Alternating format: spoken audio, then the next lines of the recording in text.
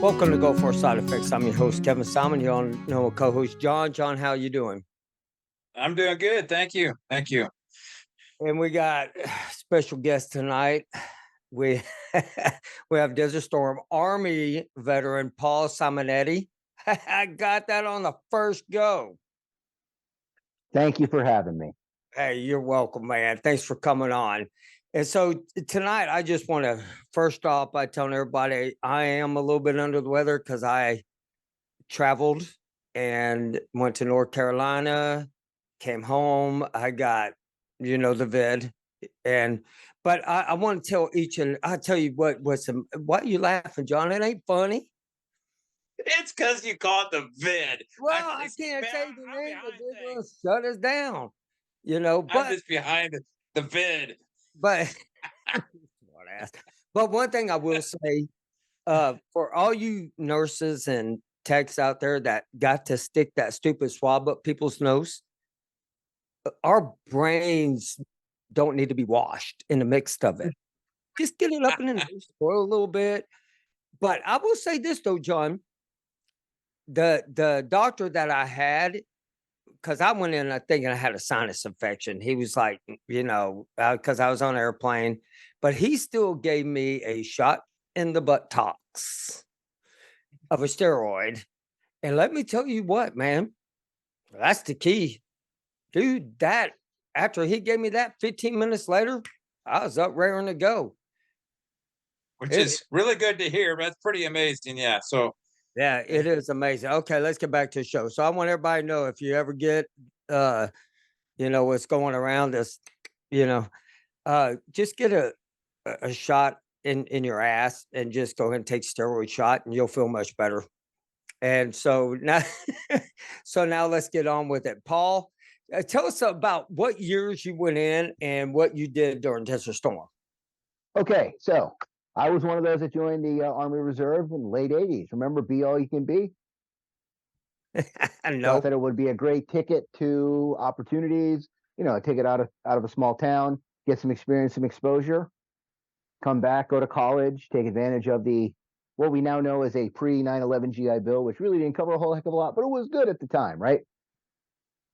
And then after I completed my basic training at Fort Bliss, Texas, I did my AIT and OJT to become a 91 hotel. That's what I was at the time, which is a type of medic that does casting and traction, as well as halfway be able to, stop bleeding and whatnot. But sometime a couple months later, after I got back, this guy I never heard of, Saddam Hussein, invaded a country that I never heard of, Kuwait. And a couple months later, my reserve unit got mobilized. So late November, we find ourselves at Fort Indiantown Gap, Pennsylvania, preparing ourselves for a live fire mission in a desert. And we got a lot of snow and a lot of cold, and there is nothing, absolutely nothing can prepare you for a live fire mission in a desert environment than training in the snow.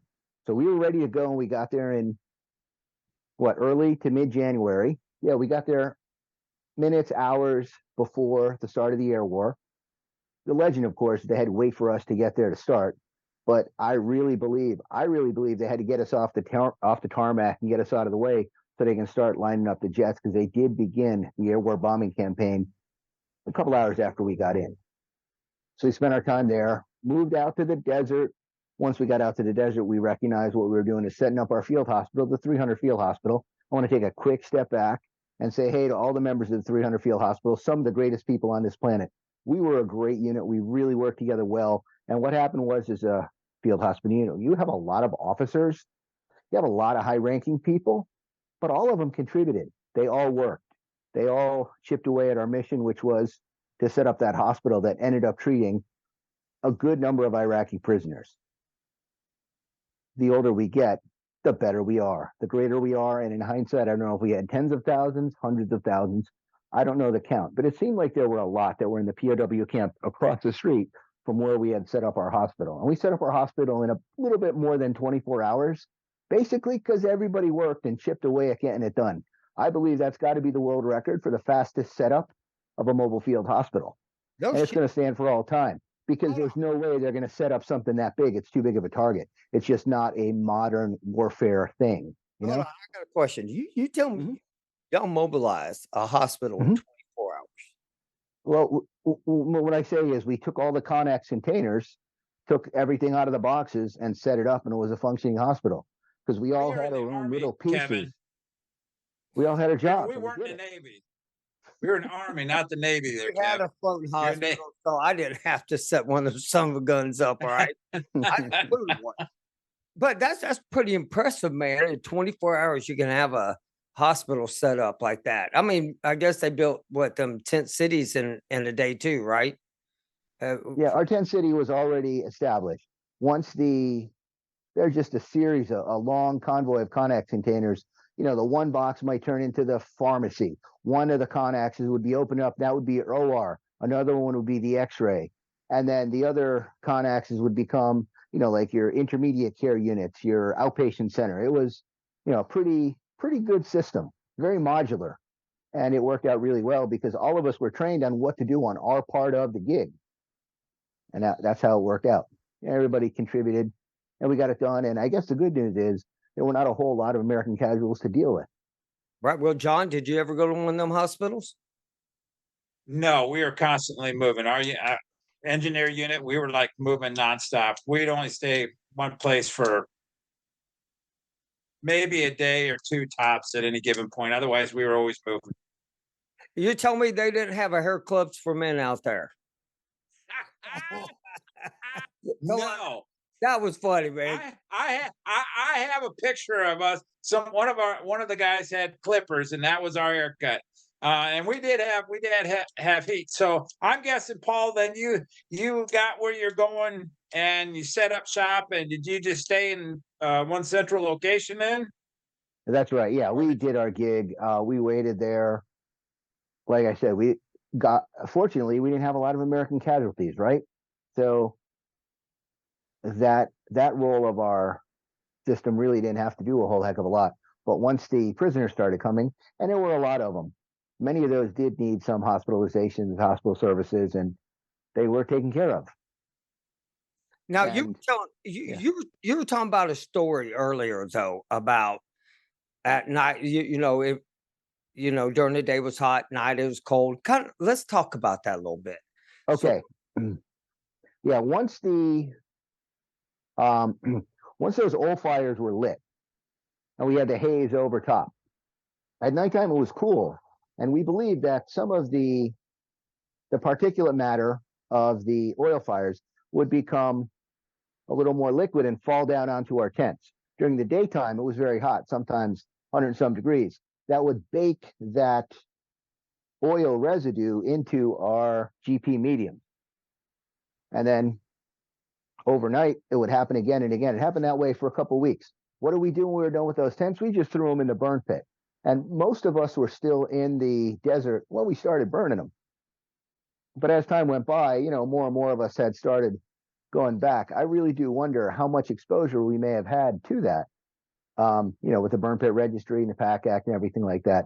It's just worth, you know, keeping in the back of our minds that there was something not quite right about the fibers of those GP mediums when we were burning them. I can see that, man, very much. Especially, I mean, now when you were there though, did the chemical alarms go off? Okay, we were told the chemical alarms went off. However, I was I was 19. I'm PFC. They didn't give me access to that. We were told they went off, and the story we were told was that there was an issue with the battery. Hmm, So I don't know. hmm. No, I can tell you it was an issue with the battery. Just Batteries. Somebody on the perimeter smoking, or it was Mhm. insect repellent, or you know, one but of those That's a good things. point. That insect repellent that we used, that I think was called Zit or Zeet, I really Yeah. wonder what was in that because that killed really, really, really big bugs fast. And I'm sure there Yeah. was something in there that's not good. oh, Yeah. okay, so now we're talking about bugs. So did you see them great big spiders out there? Oh, occasionally we'd see a big spider. Yeah, the camel spiders, as we called them. I don't know what they're really called. Yeah, Oh, their bodies were bigger than a ping pong ball. oh, hell no. Hell no. I was on board the ship, guys, right there. Yeah. No, thank you. One of them Uh, climbed up on me, I'll be running for hell. Mm-mm. y- your favorite. Well, it wasn't a land app. It was You've told me about these snakes that you really like looking over the Yeah, board, looking snakes. Yeah. overboard and seeing was snakes. I'd rather see a snake than a spider, just to let you know. Just to let you know. And spiders are just creepy. And so, when did you leave? When did you come back home? Late April, early May, somewhere around that time. Okay, so golly, you were out there, what, a few months? Yeah, 3 or 4 months. I've just have such a hard time connecting everything because every once in a while we'd have to go back and come back and Well, this from the You're desert deployed to over Kobar there more than Towers. once. You Oh went no, no, you I'm went saying back to no, we were in Kobar Towers for a few days and then they'd send us out to the desert for a while and then send us back. And I wasn't the type that kept a really good journal of how many days I was where I was. right. I oh, just remember I was definitely home and back at it by Memorial Weekend. I remember that. Back home for me at the time was northeastern Pennsylvania. All right. Oh, that's pretty okay. cool.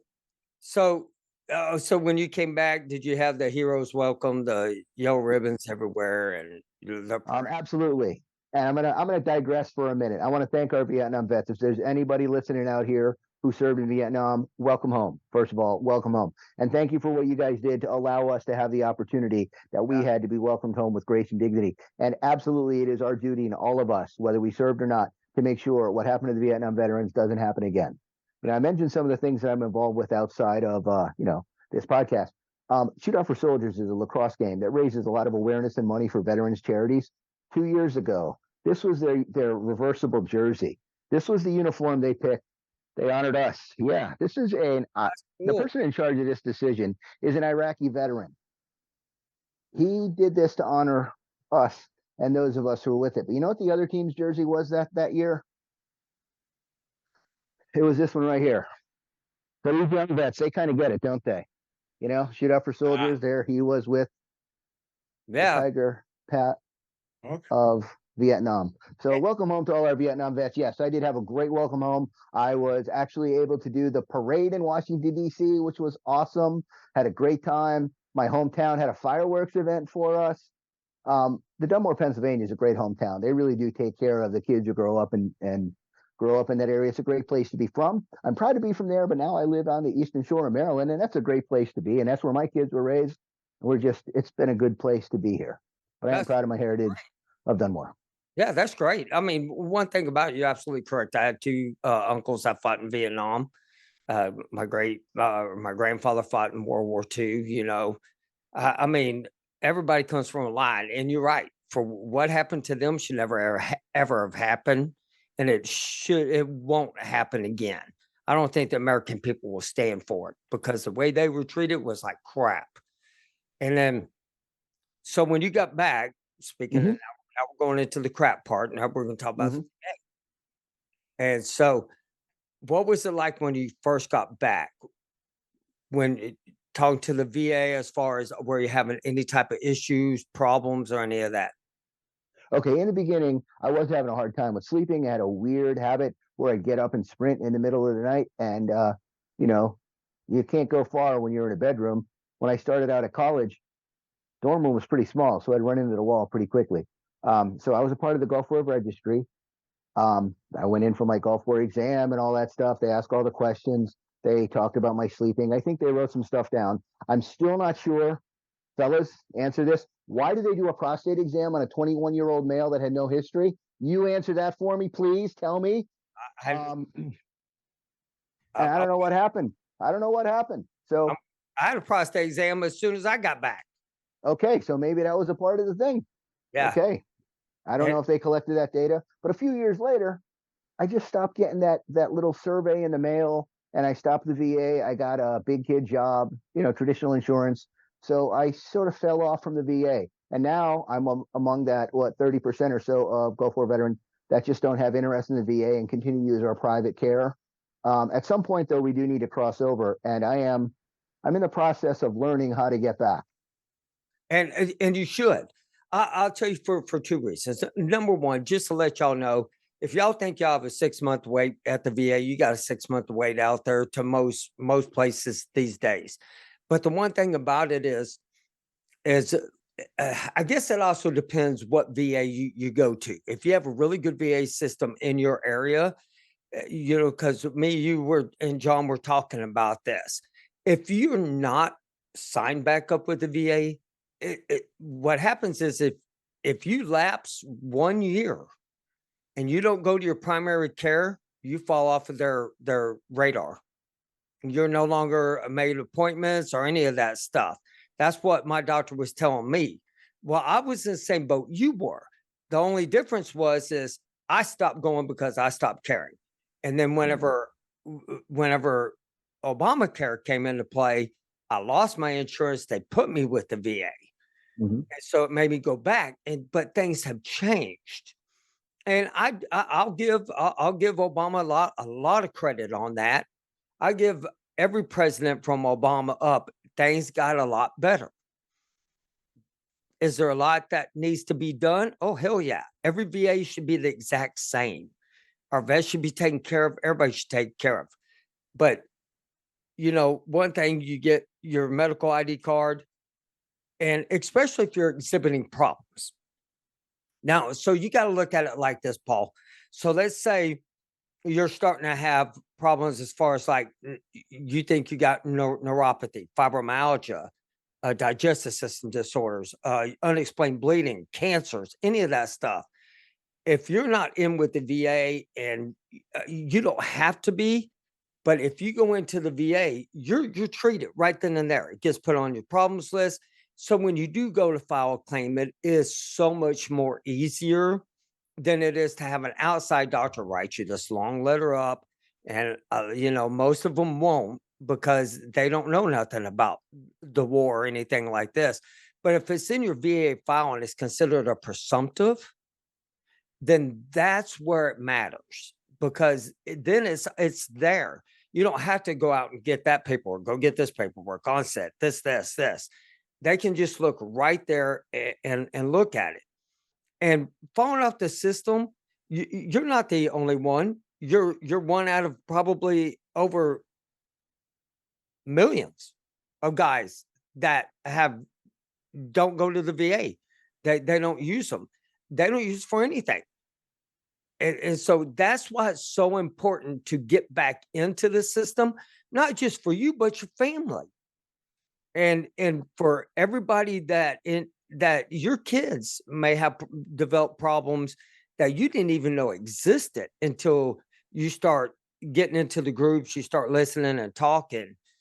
And I know John is just dying to say something. So go ahead, John. Well, no, I'm just saying, as we all know all too well. So one of our veterans like yourself, Paul, is out in your neck of the woods. So on the Upper East Coast, she herself could not get anything done. And the VA has this thing called care in the community. So if you're not in certain proximity to a VA, they will say, okay, go to a civilian healthcare person. But she was trying to get some basic questions answered, and she couldn't accomplish even that. And so we had we directed her to a VSO, so a veteran service officer, who could help her, because as Kevin just described, from the East Coast to the West Coast, even though the VA is the VA, it does, the how do I phrase this? The way it's handled changes drastically from one side of the country to another. And in the middle, I mean, if you're fortunate enough to have somebody that's sitting in a position who actually cares and not just there to collect a paycheck, that's a big deal. But if you are exhibiting symptoms, yes, definitely you want to get and stay with the VA, and at least at the bare minimum, once a year, Kevin, you gotta kind of Mine's every make 6 months. Mine's make every yourself known, and things that when you got something going on with your body and you're like, I don't understand why I'm not getting any answers here. Well, there's a good likelihood that your doctors won't know either, because they're not trained. Okay, let me back up. They're trained to understand what's known. it's the unknown, which was what's going on with us, that they don't know. And so, as Kevin and I have said so many times, they simply treat the symptoms. You got a headache? They give you ibuprofen. If you go on for a blood test and say, no, everything looks good. We don't understand why this is happening. And we've done all these tests. Okay. Then it has to go. Now you're looking at unexplained diagnosis, goes into, oh, then I have this thing that the government calls GWI, Gulf War illness. Well, Because it's an are it's also known as cold what uh chronic multi symptoms, which oh yeah, but yeah, which we're about to get all that. Hopefully, all that's going to get changed pretty soon. But yeah. Paul, I do believe it is important because one of the things that you did mention that I do agree with you is that veterans are falling off the wayside, even with each other. I mean, there's so many groups out there, even inside the VA facilities, as far as talking groups. Uh, get better eating habits. You know, I mean, we're going to get older, guys. We're going to take medicines. Things our bodies are changing, but our bodies are changing rapidly and fast. And where I what I like about the VA part of the nutrition side is it goes back and says, wait a second, let's look what you're eating to see if this will help with this medicine, that medicine. Hmm. So there is groups. There's also you got chiropractors for the guys that like to jump out of perfectly good airplanes. I don't know why, but Hmm. and stuff like that. And so the VA has everything a hospital and clinics have out there. It's just, do you want to take the time to go do that, or do you want to go to a private doctor? It's either or. You don't have to go to the VA. I recommend at least you get signed up, get your ID card, at least be in the system, do the PACT Act exam, so that way you're on the registry, because you can go in and do them exposures, in which a lot of people don't believe Desert Storm vets are really much involved in the PACT Act as much as Gulf War, Iraqi freedom guys. But when it comes to cancers and stuff like that, because there are stuff, sinusitis, rhinitis, a lot of things have changed. There's just so much information out there. And Hmm. the only way you really get to know about them is listen to programs, go on to Go For sites, or go to VA. Yeah, and I do want to bring up in honor of two of the officers, really good people I served with, both of which passed younger than would be expected of some cancers that they didn't have histories for, and it's heartbreaking. One was a pharmacist, lieutenant colonel. The other was an orthopedic surgeon, also a lieutenant colonel. Just fantastic people. Great leaders, great soldiers, did a great job, and unfortunately, they passed young, and we don't know if they have connected the dots or not. I don't know, but it's just very sad to have lost good people like that. And that's one thing I tell everybody, Paul. If you have a cancer, you automatically file for that with the VA, because number one, it will automatically put any Vietnam all the way to Afghanistan vets now, like right up in front of line, 100%. And if you pass from it, that leaves your spouse something. At least it will leave her some security there, as far as being, it's not, I'm not going to say it's a lot. I'm not going to say it's a little, but it's something. And so that's why it's important to take that time out, do your physicals, understand what your body's going through, and understand what Go For illness is. Go For illness it's not an illness, it's a side effect. We got what happened to us out there, which happened to Vietnam, are side effects from what our war cost us. It isn't an illness. An illness is something you get from, uh, uh, you know, some kind of fever or some crap like that, or mpox or something like that. That's an illness. But what we have, to me, are side effects.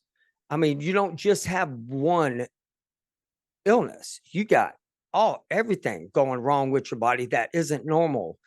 Unexplained bleeding. My child has the same stuff I have that isn't, unexplained. Along with Wade, John. I mean, most of the people who listen to the program will sit there and tell you that what we have is not normal.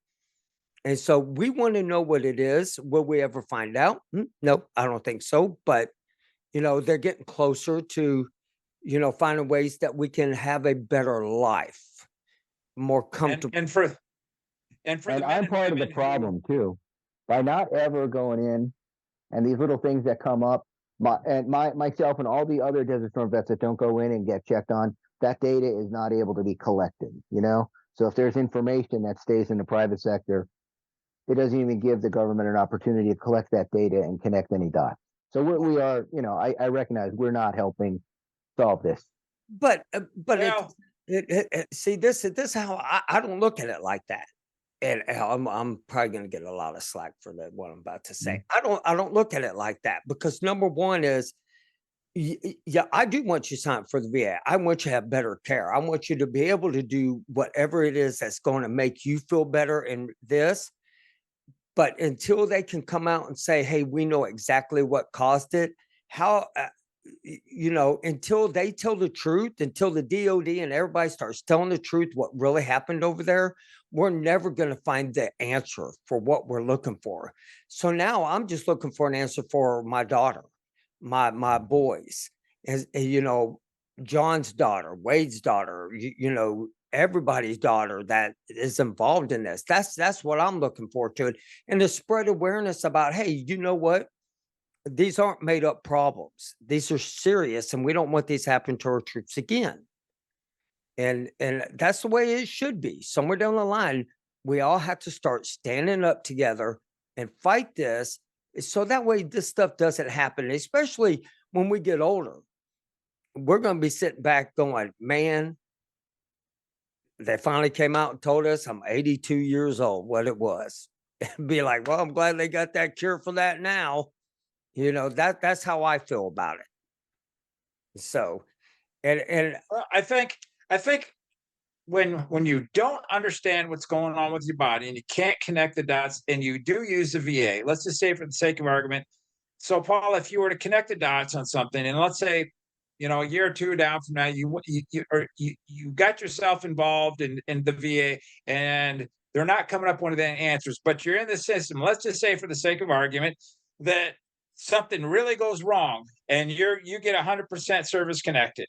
So if an individual gets 100% service connected, meaning we acknowledge what's going on with your body is because of the time you spend in the Gulf, you don't understand it. The government knows, but what they're going to do is say, okay, if you're 100% service connected and you're married, we're going to provide Champ VA insurance to your wife and children if the age thing works in. And so that insurance right there is, I have to say, is phenomenal. You won't find it. Blue Cross, Blue Shield doesn't even come close to it. Is that a fair statement, Kevin?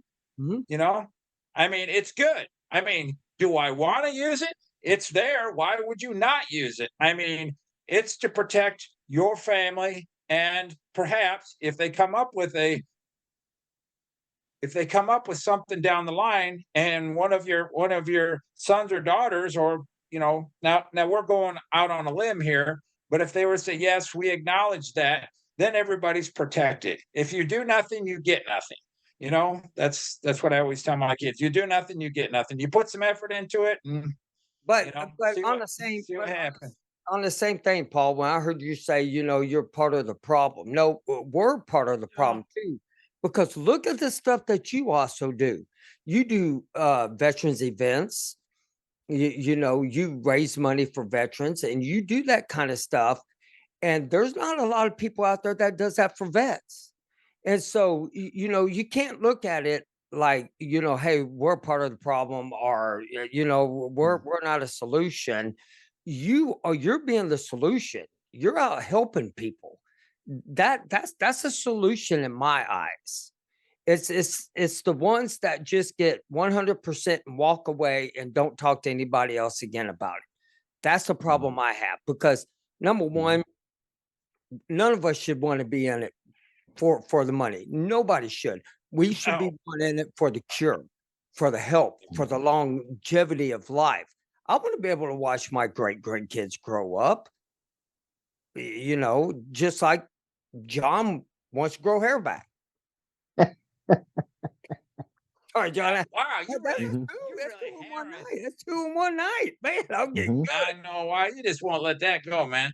I know. But Look, I got dark eyebrows, and no, it ain't color. So I mean, there's color standing there somewhere, and there's hair growing definitely there. So, well, but yeah, actually, no, you've you're got more color than I do. no. So Paul, no, But I'm with Kevin. Yeah. I don't think that you're Mhm. part of the problem at all. Mm. Um, eh, Well, you don't know what you don't know, and if you move forward on it, and you're spreading awareness mhm.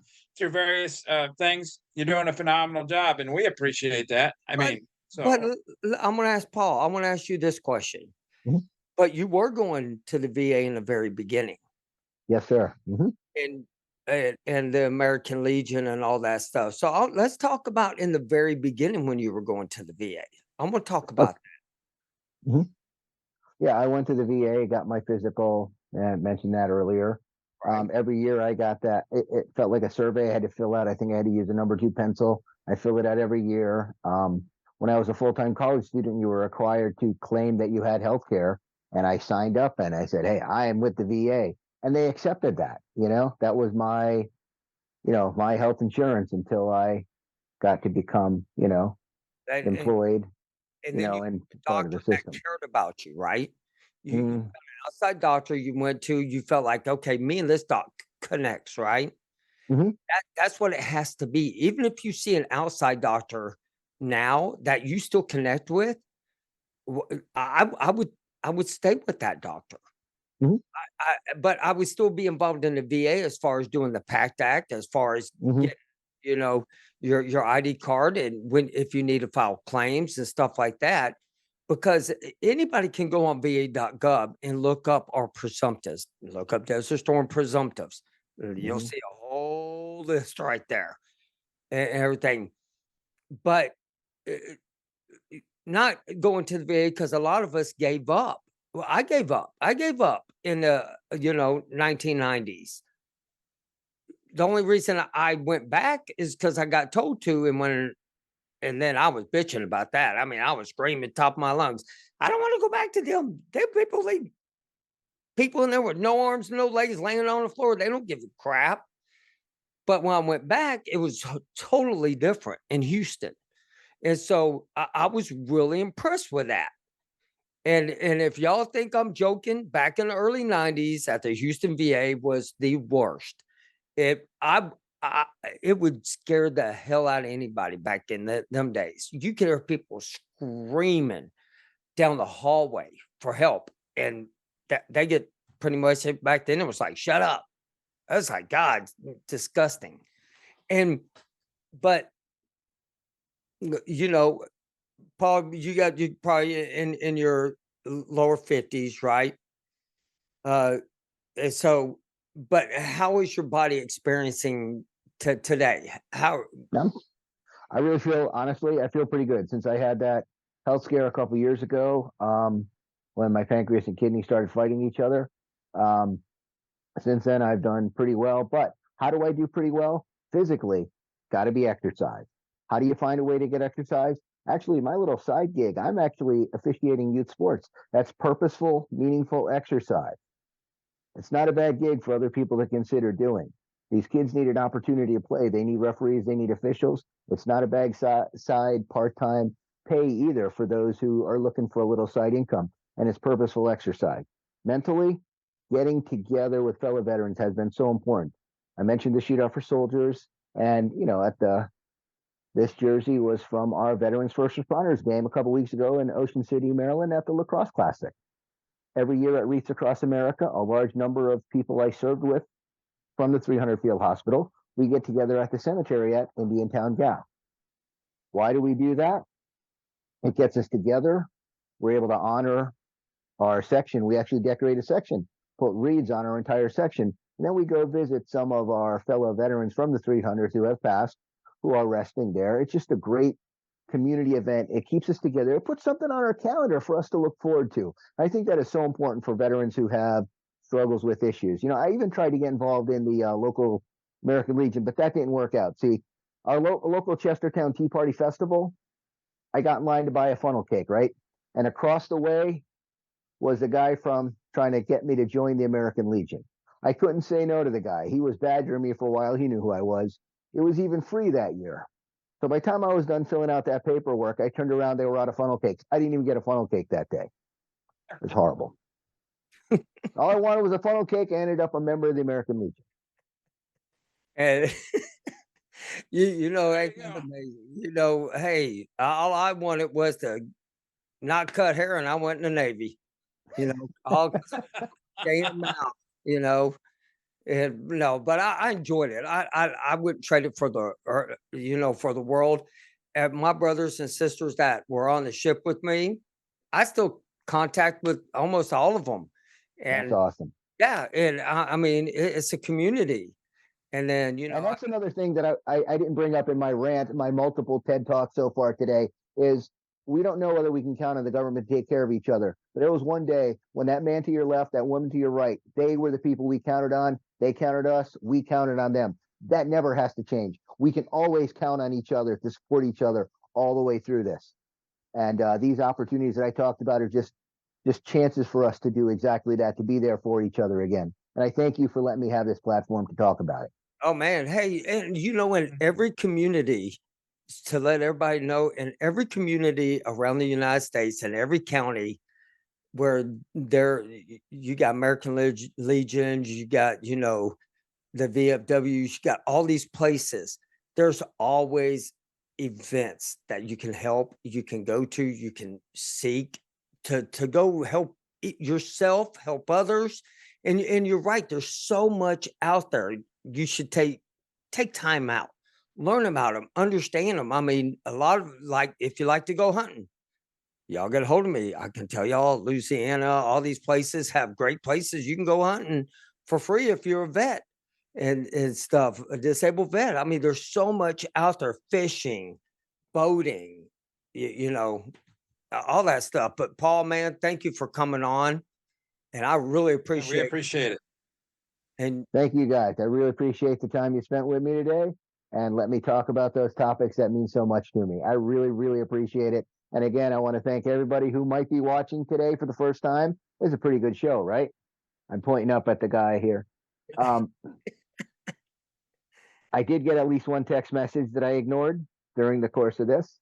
And Oh, thank you guys. It's just awesome. Thank you. no, And my it's been a 300 pleasure to field have you on, hospital. And Paul. yeah. yeah, no, I think that's Pleasure awesome. to have you on. Yeah, man, I think it's awesome. And hey, look, if y'all got questions, email me at Kevin Simon at go4sideeffects.com. You can shoot us a message through Facebook, either way, and everything. Man, we just want to hear your story. We want other vets to hear y'all stories. But now we're about to hit into the after the show. And so y'all have a great night, guys. Thanks, Paul. Yes, sir.